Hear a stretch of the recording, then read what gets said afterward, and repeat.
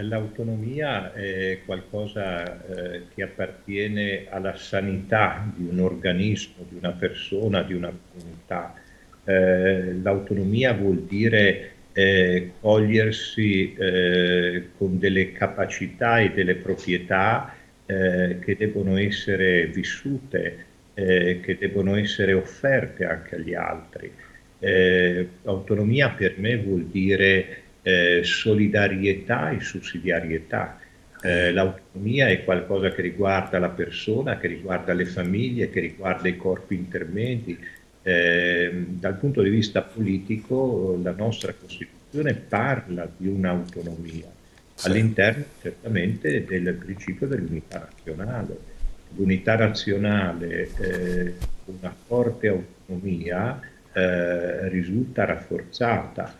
L'autonomia che sa guardare a un'unità nazionale è un'autonomia che dà il meglio di se stesso.